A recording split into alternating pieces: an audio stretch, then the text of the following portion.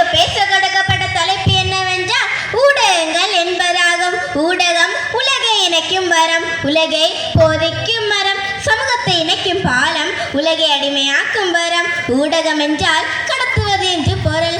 மனிதன் பிறந்தது முதல் ஊடகங்கள் பல்வேறு வடிவங்கள் இருந்து வருகிறது.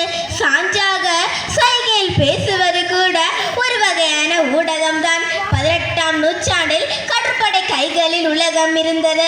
19ஆம் நூற்றாண்டில் விமானப்படை கைகளில் உலகம் இருந்தது.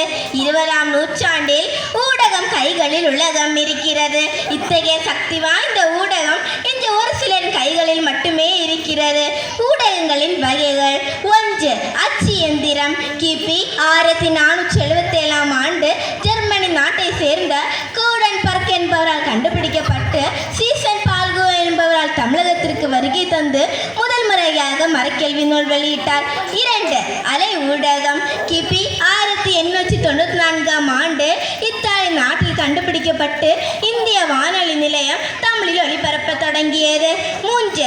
காட்சி ஊடகம். திரைப்படம். கிபி 1890ஆம் ஆண்டு தாமஸ் ஆல்வா எடிசன் என்பவரால் கண்டுபிடிக்கப்பட்டு 1935ஆம் ஆண்டு காளிதாசன் திரைப்படம் வெளிவந்தது. 4. மின்னணு ஊடகம். கிபி 1927ஆம் ஆண்டு இந்திய வானொலி சேவை மையம் தொடங்கப்பட்டது.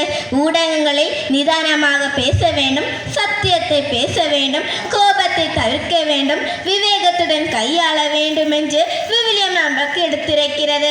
உலகளாவிய இணைப்பு, வணிக வாய்ப்புகள் போன்ற பல நன்மைகளையும் ஊடகங்கள் தருகிறது. ஆபாசங்கள், கொலை குற்றங்கள் போன்ற பல தீமைகளையும் ஊடகங்கள் தருகிறது. ஊடகங்களை பயனுள்ளதாக பயன்படுத்த வேண்டும் என்று சொல்லி வாய்ப்பிற்கு நன்றி பாராட்டி விடைபெறுகிறேன். நன்றி, வணக்கம்.